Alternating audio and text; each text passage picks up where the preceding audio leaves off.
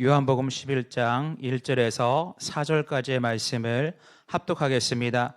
어떤 병자가 있으니 이는 마리아와 그 자매 마르다의 마을 베다니에 사는 나사로라.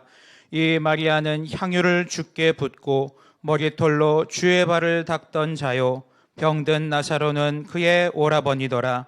이에 그 노이들이 예수께 사람을 보내어 이르되 주여 보시옵소서, 사랑하시는 자가 병들었나이다 하니, 예수께서 들으시고 이르시되 이 병은 죽을 병이 아니라 하나님의 영광을 위함이요 하나님의 아들이 이로 말미암아 영광을 받게 하려 함이라 하시더라. 아멘. 오늘 함께 봉독한 말씀을 통해서 주님의 사랑을 절망의 자리에서 경험하라 라는 제목으로 말씀을 나누도록 하겠습니다. 여러분, 지난 시간 말씀을 기억하십니까? 주님의 사랑을 어디서 경험하라고요? 기도의 자리에서. 기도의 자리라고 하는 것은 정말 하나님께서 우리를 품어주시는 그 은혜를 경험하는 것이요, 하나님께서 우리를 품으실 때에 그의 뜻, 그의 계획, 그의 섭리를 우리로 알게 하는 자리이기에 하나님께서 우리를 얼마나 사랑하시는지 정말 깊이 깨닫는 복된 자리 아닌가 생각을 합니다. 그 시간을 이어서 오늘은 주님의 사랑을 절망의 자리에서 경험하라. 오늘 본문의 이야기를 보면 나사로라고 하는 절망을 경험한 사람의 이야기가 나오지 않습니까? 그는 죽음을 맞이하게 됩니다. 그 죽음의 절망 가운데서 정말 어떻게 하나님의 깊은 사랑과 은혜와 은총을 받아 누리게 되었는지, 정말 주님이 주시는 그 사랑이 무엇인지 오늘 본문을 통하여 나눌 때에 저와 여러분들에게도 절망이 있다 한다 할지라도 그 가운데 하나님의 깊은 사랑과 은혜를 경험하게 되기를 주의 이름으로 축원합니다. 먼저는 정말 우리가 기억해야 될 한 가지, 하나님은 우리를 사랑하신다는 것입니다. 여러분 정말 믿으십니까? 여러분, 복음의 시작은 뭐예요? 복음의 시작은 사랑입니다. 우리가 잘 아는 요한복음 3장 16절, 하나님이 세상을 이처럼 사랑하사, 하나님의 사랑이 복음의 시작인 거예요. 다른 게 우리의 시작이 될 수가 없습니다. 주님이 나를 사랑하신다. 그리고 그 사랑이 너무 커서 우리가 그 사랑에 감복되어지는 것, 바로 이것이 복음의 시작인 줄로 믿습니다. 그러니 하나님이 나를 사랑하신다라고 하는 이 확신이 우리 마음 가운데서 떠나가면요, 우리의 믿음도 떠나가고요, 우리의 신앙의 산도 떠나가고요. 그러니 저와 여러분들이 하나님이 우리를 사랑하신다라고 하는 이 절대적인 진리 위에 굳게 서게 되기를 주의 이름으로 축원합니다. 주님이 나를 사랑하신다라고 하는 이 귀한 복음의 메시지를 통해서 우리가 가질 수 있는 것이 무엇이냐? 바로 진정 하나님께서 우리를 향한 거룩한 뜻과 계획이 있다라고 하는 믿음이 생겨나게 된다라고 하는 것입니다. 그러니 사랑이 아닌 믿음은 온전해질 수가 없는 거예요. 정말 주님이 나를 사랑하시는 그 사랑으로 말미암아 우리의 믿음이 온전해지는 거예요. 사랑하면요, 믿거든요. 여러분 정말입니다. 사랑하면 믿어줄 수 있는 거예요. 왜 그랬지? 왜 그랬지? 이해가 되지 않아도요, 사랑하면 믿어줄 수 있는 거예요. 그리고 믿음이 가요. 나 사랑하니까. 우리 딸이 종종 어렸을 때 제가 하도 아빠가 너 사랑해, 아빠가 너 사랑해 그랬더니 우리 딸내미가 하는 얘기가, 사랑하는 딸이 부탁하는데 아빠 좀 들어주시죠. 왜냐하면 사랑을 받고 있다는 게 알면요, 그 사람에 대한 믿음이 생기게 돼 있다라고 하는 거예요. 오늘 본문에도 보면 사랑받고 있었던 나사로가 죽어가고 있습니다. 그때에 마리아와 마르다가 사람을 보내어서 예수님에게 한 이야기를 가만히 들여다보세요. 우리 3절 말씀인데요, 3절 말씀 한번 같이 읽겠습니다. 이에 그 누이들이 예수께 사람을 보내어 이르되 주여 보시옵소서, 사랑하시는 자가 병들었나이다 하니. 여러분, 저 같으면요, 예수님에게 사람을 보내면 사랑하는 자가 병들었나이다 라고만 하지 않고 그 뒤에 수식어를 붙이겠어요. 빨리 오세요. 아니면 고쳐주세요. 어쩜 그 뒤에 구체적 부탁의 내용들이 그 안에 담겨져 있을지 모릅니다. 그런데 오늘 본문에는 마리아와 마르다가 예수님에게 사람을 보낼 때에 주님 병들었나이다, 그 말 한마디밖에 안 해요. 왜 그럴까요? 저는 그렇게 생각이 들어요. 사랑하는 것에 대한 확신이 있으니까 내가 아픈 것만 알려도 그분이 나를 위해서 무엇인가 하실 거야 라고 하는, 오시거나 고쳐주시거나, 마치 백부장의 하인을 고쳐주셨을 때 어떻게 고쳐주십니까? 말씀으로 고쳐주시잖아요. 그런데 마리아와 마르다는 그런 얘기도 안 해요. 다만 말씀으로만 고쳐주옵소서, 이런 얘기도 안 해요. 왜? 사랑하기 때문에, 사랑받고 있다는 것을 알기 때문에 정말 그에 대한 믿음이 생겨나기 시작하는 거예요. 저와 여러분들이 하나님이 정말 우리를 사랑하신다라고 하는 그 믿음이 정말 강했으면 좋겠어요. 하나님이 나를 제일 사랑해. 한번 해볼까요? 하나님이 나를 제일 사랑해. 하나님이 나를 제일 사랑해. 정말 믿어지십니까? 우리 옆에 분들에게 자랑할 수 있으세요? 있기를 바랍니다. 정말 하나님이 나를 사랑하고 있다라는 그 사랑의 확신이 우리 안에 있어야 돼요. 그것이 있으면 주님이 믿어진다니까요. 사랑하니까, 사랑하는 이가 병들었으니까. 그러니 사실 기도도 하나님에 대한 사랑이 있으면요, 많은 말로 기도하지 않아도 돼요. 하나님, 나 병들었어요. 하나님, 나 힘드네요. 하나님, 나 어려워요. 하나님에게 그 한마디면 사실은 돼요. 왜? 하나님이 나를 사랑하시기에 나를 고쳐주시고 치료하여 주시고 지금보다 더 선한 은혜로 나를 인도해 주실 것을 믿기 때문에. 그런데 그 사랑이 조금 식어지면 그때부터 하나님에게 말하기 시작해요. 하나님, 아프다니까요? 뭔 말인지 모르세요? 나 고쳐달라고. 말이 늘어나기 시작해요, 하나님 앞에. 여러분, 그러나 천지와 그 가운데 모든 것을 창조하신 하나님이 나를 사랑하시는 거예요. 부요하신 하나님께서 나를 사랑하시는 거예요. 전지전능하신 하나님께서 나를 사랑하시는 거예요. 그러니 그 사랑을 믿는다면 정말 우리가 주님을 신뢰하며 나아가는 삶이 될 줄로 믿습니다. 그런데 그 사랑이 왜 언제 깨집니까? 내가 원하는 때, 내가 원하는 것이 이루어지지 않는 순간에 깨져요. 왜? 어린 아이들을 보면요, 아이들이 분명히 사랑한다고 맨날 그러거든요. 아빠가 사랑한다고 그러고 엄마가 사랑한다고 그러고. 근데 마트 가서 엄마 나 이거 사줘, 엄마 나 저거 사줘 그러면 엄마가 하는 말은 나중에 너 좀 더 크면. 분명히 사랑하면 다 들어줄 것 같은데 막상 뭐 사달라고 그러면 안 사주는 그 모습을 보면서 나 사랑하는 거 맞나? 여러분, 실제 우리가 신앙생활하면서 그런 느낌 많이 들지 않나요? 하나님 나 사랑하시는가? 그 사랑에 의심이 드는 때가 언제입니까? 내가 기한을 정하고 기도했는데 하나님이 그 기한 내에 응답하지 않으시는 것, 그리고 내가 기도한 대로 이루어주지 않으실 때 정말 나를 사랑하시는 걸까? 라는 의심이 든다는 것입니다. 그러나 여러분들도 사랑하는 자녀들을 양육해 보셨잖아요. 양육하면서 가장 많이 했던 이야기 중에 한 가지는 조금만 더 크면 이라는 이야기, 여러분 많이 하지 않으셨나요? 저는 그 이야기를 참 많이 하지 않았나 생각이 들어요. 너 좀 더 크면 사줄게. 아빠 나 핸드폰 사줘. 좀 더 크면 사줄게. 아빠 나 투지폰에서 스마트폰으로 바꿔줘. 조금만 더 크면 사줄게. 저희 아버님이 저희 딸내미한테 야, 너 어렸을 때 이쁘니까 너 대학 가면 할아버지가 너 차 사줄게. 근데 우리 딸이 대학 들어갔는데 안 사주시더라고요. 왜? 아직은 아니니까. 알잖아요, 우리가. 아직은 아니라는 거 알잖아요. 아직은 아니기 때문에 안 해주는 것 뿐이지, 여러분 사랑이 식어서 안 해주는 건가요? 아니라는 거예요. 절대로 하나님께서는 우리를 향하여서 그 사랑이 식어지지 아니하십니다. 사랑하기 때문에 주님께서는 하나님의 때에 하나님의 뜻대로 이루기를 원하고 계신다라고 하는 거예요.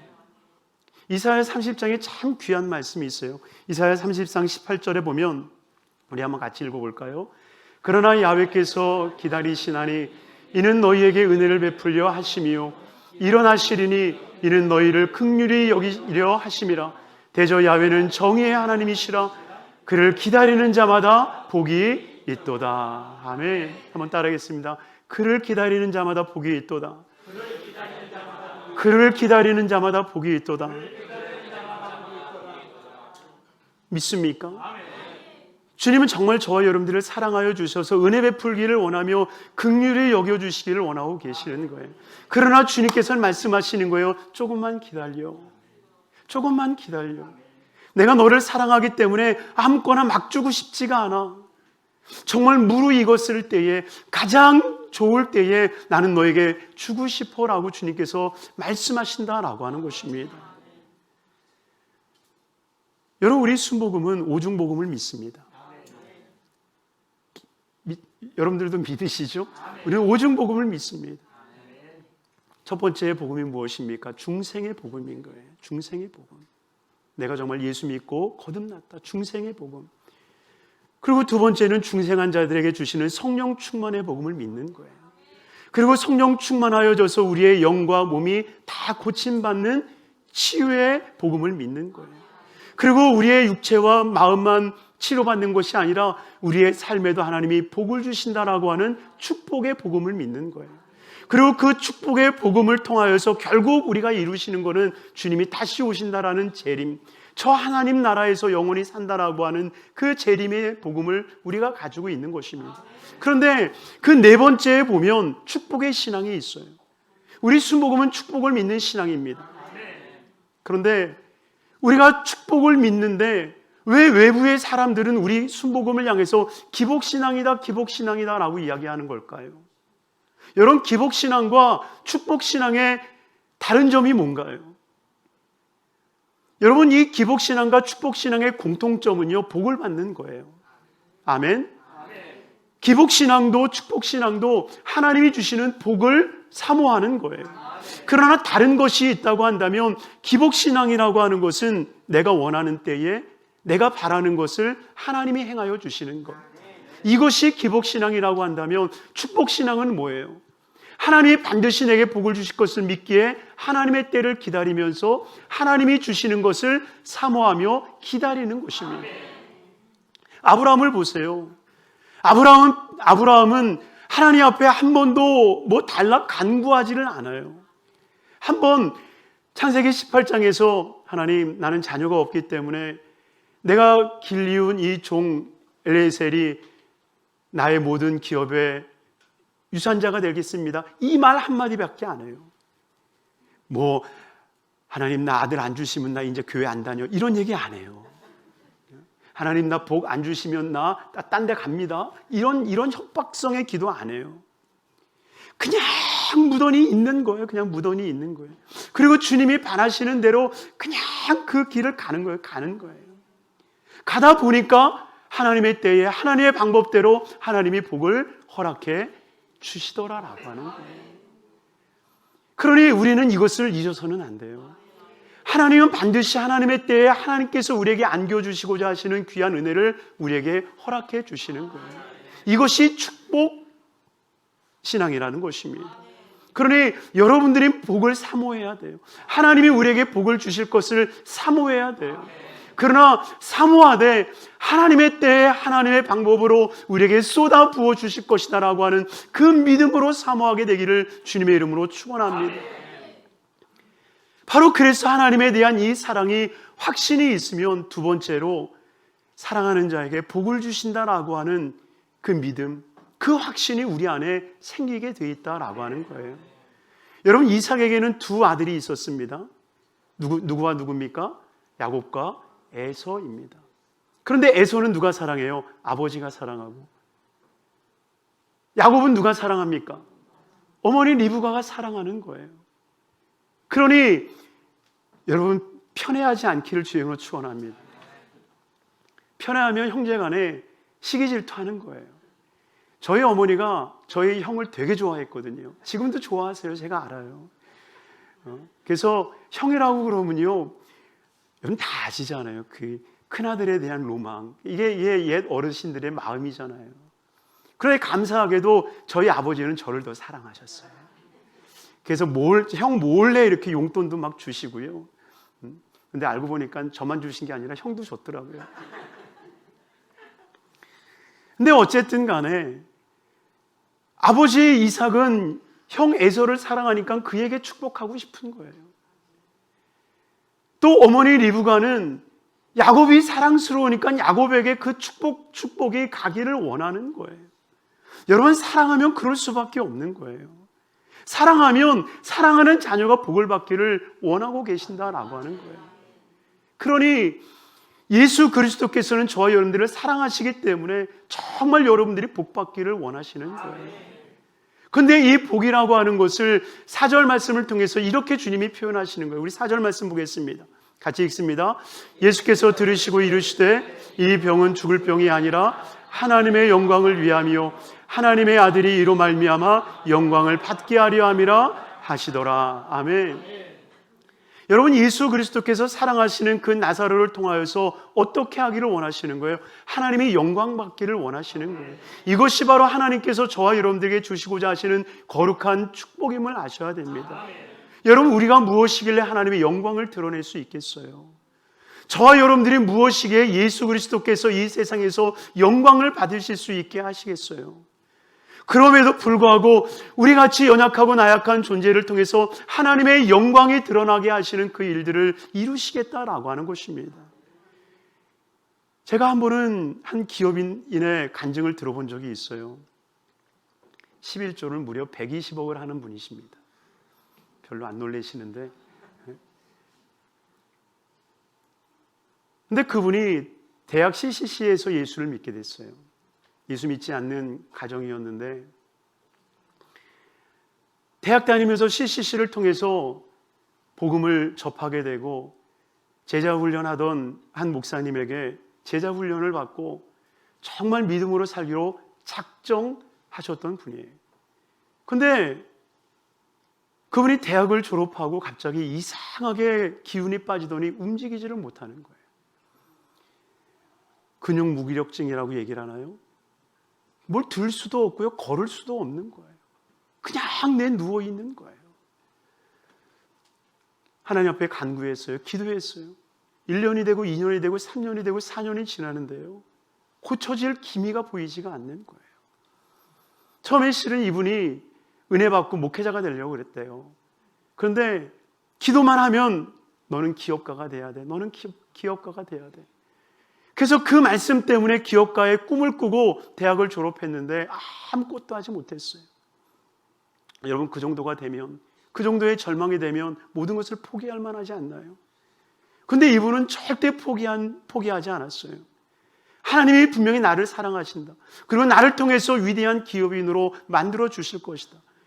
그래서 그 시간 동안에 그는 포기하지 아니하고 경제에 대한 모든 책들을 섭렵하기 시작하는데 5년 만에 그가 기력이 회복되기 시작하는데요, 그 5년 동안에 읽은 모든 책들이요, 자기가 기업을 이루는 데 있어서 정말 밑거름이 됐다라고 하는 그 간증을 하더라고요.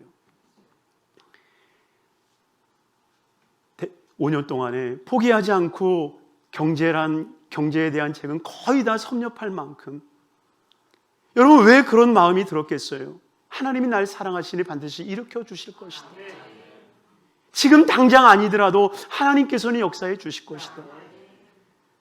그래서 이대 앞에서인가요? 이대 앞에서 자그마한 옷가게로 시작했던 그 기업이 지금은 엄청난 기업이 되었다라고 하는, 아마 이 정도 얘기하면 누군지 짐작이 가시지 않습니까? 사랑하는 성도님들이요, 주님께서는 저와 여러분들을 위해서 정말 좋은 것을 예비해 두시고 정말 아름다운 것들을 준비해 주셨음을 기억하시길 바랍니다. 그러니 우리의 삶 가운데 찾아오는 어떠한 절망과 어떠한 아픔이 있다 할지라도 주님이 나를 사랑하시고 나를 향한 창세로부터 계획한 일들이 있다라고 하는 믿음이 있으면 흔들리지 않는 거예요. 지난주에 책을 보고 참 은혜를 받았던 것이 있었습니다. 그 책 저자는 이 책을 읽는 사람들에게, 독자들에게 질문을 하나 던져요. 사도 바울이 이 가시를 내게서 옮겨달라고 하나님 앞에 3번 기도하는 장면이 있지 않습니까? 아마 그 가시는 자기의 질병이었다라고 하는 학자들이 많이 있습니다. 그가 잘 눈에 보이지 아니하는 것 때문이 아니었을까라고 보는 견해들도 많이 있고요. 어쨌든 간에 3번 하나님 앞에 간구합니다. 근데 그 3번 간구할 때 하나님께서 그를 고쳐주세요, 안 고쳐주세요? 응답해 주세요, 응답해 주지 않으세요? 분명히 응답하지 않은 것처럼 보인다라고 하는 것입니다. 3번이나 하나님 앞에 간구했음에도 불구하고 하나님께서 응답하지 아니하시는 모습을 성경에서는 보여주십니다.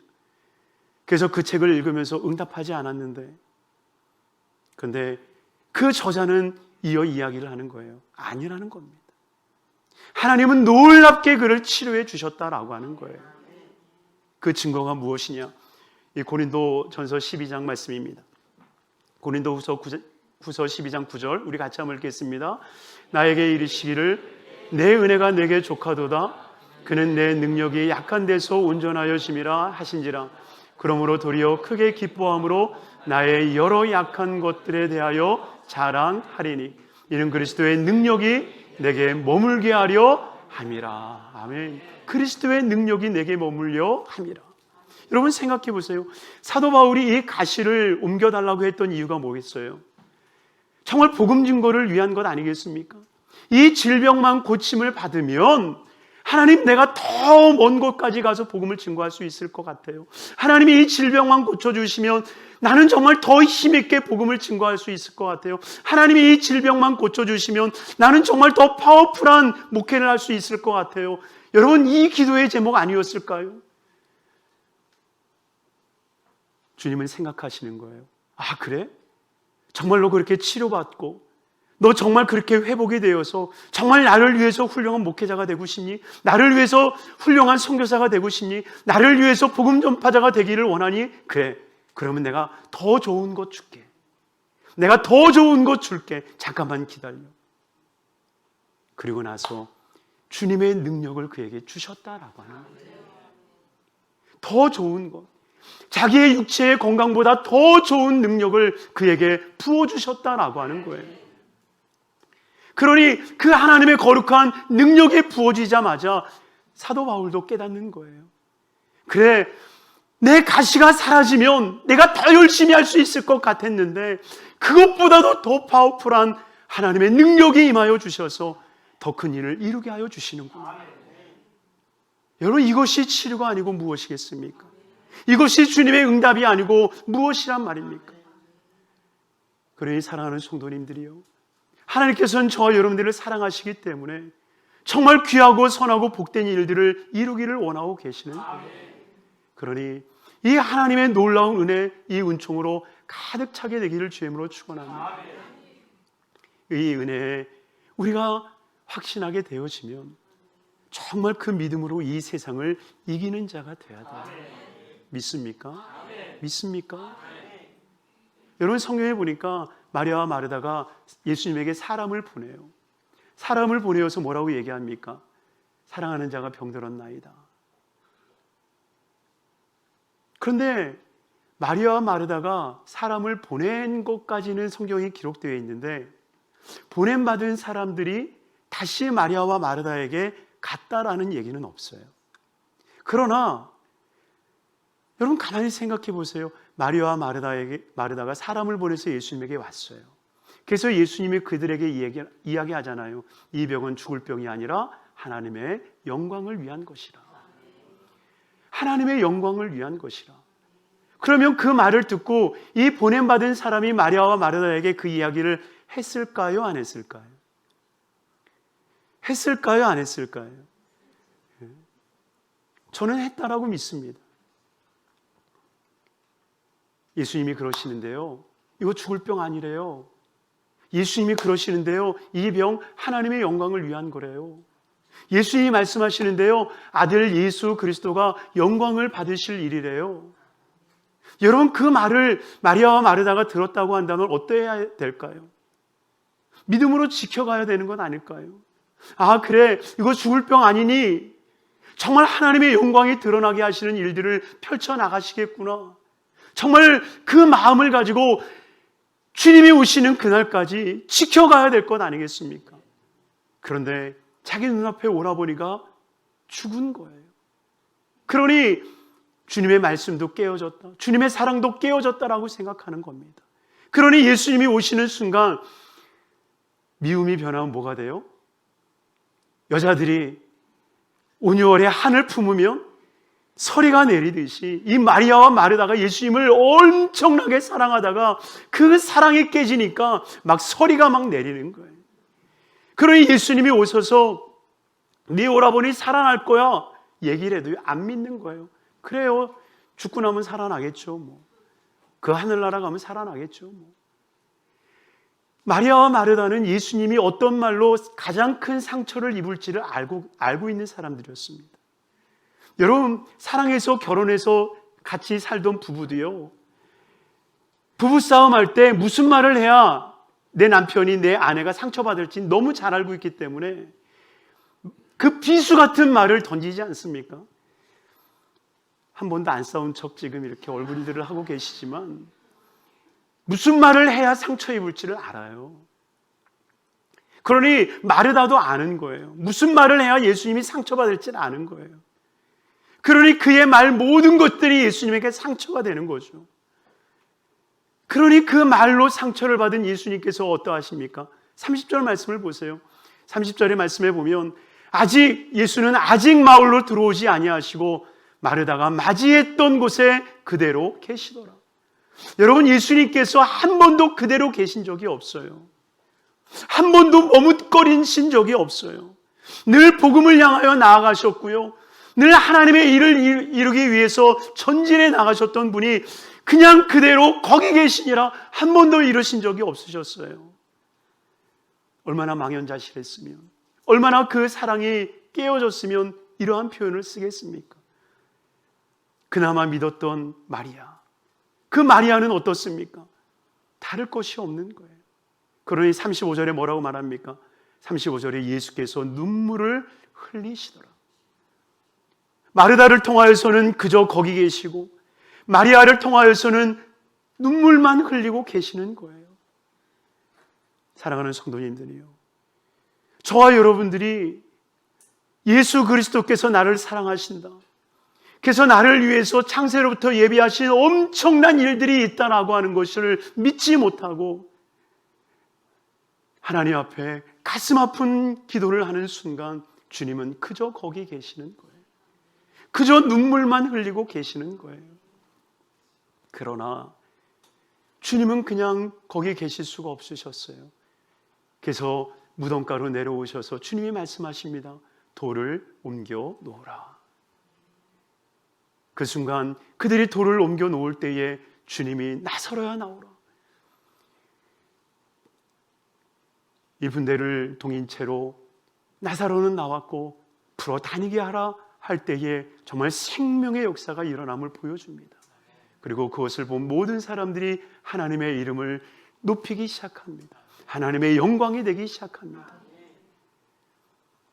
저는 궁금해요.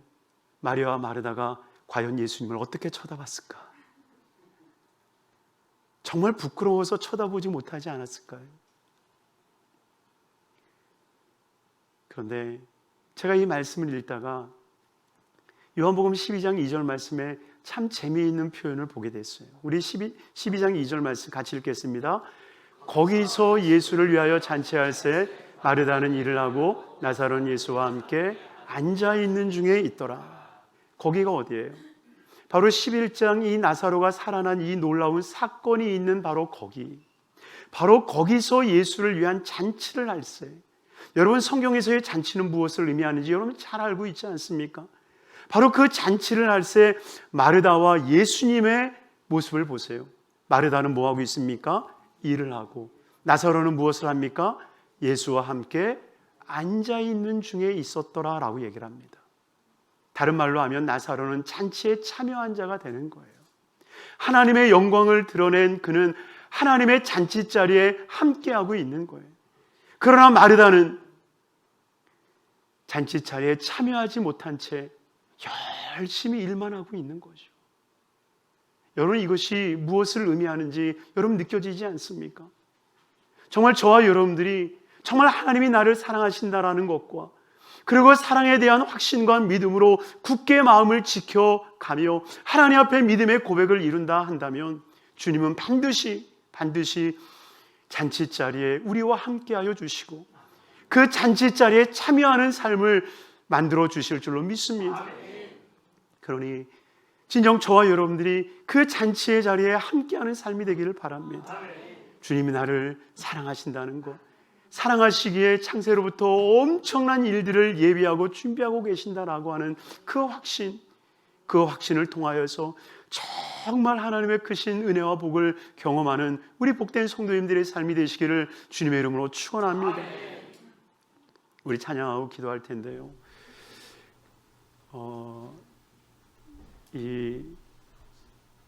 다 표현 못해도 나 표현하리라라고 하는 찬양입니다.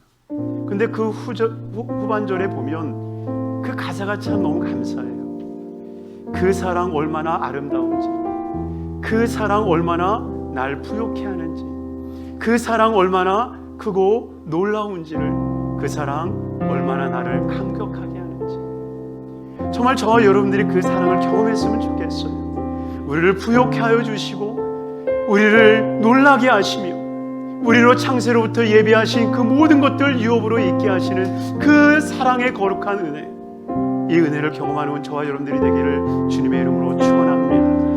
우리 찬양하고 하나님 앞에 기도하겠습니다. 사랑하는 충만하신 아버지 하나님, 감사합니다. 하나님께서 우리를 사랑하여 주셔서 하나님의 거룩한 존전에 나와 예배할 수 있도록 은혜 베풀어 주심을 감사합니다. 하나님, 사랑으로부터 시작되어진 이 놀라운 복음이 아버지 우리의 마음 가운데 사랑의 감동함으로 밀려오게 하여 주옵소서. 하나님이 우리를 사랑하신 것을 믿게 하여 주시고 사랑하는 자를 위하여서 창세로부터 예비하신 모든 것이 있음을 확신케 하여 주셔서 정말 그것을 기다리며 하나님께서 우리에게 주실 복을 헤아려 나가는 귀한 삶이 되게 하여 주옵소서. 아버지 하나님, 정말 주님의 때를 기다리며 주의 뜻을 이루어 나갈 수 있는 삶이 되게 하여 주옵소서. 우리 병든 성도님들이 있습니까? 치료하여 주옵시고 강건하여 하나님 앞에 영광이 되게 하여 주옵시고 마음의 소원이 있습니까? 들응답하여 주셔서 하나님의 영광이 나타나게 하여 주옵소서.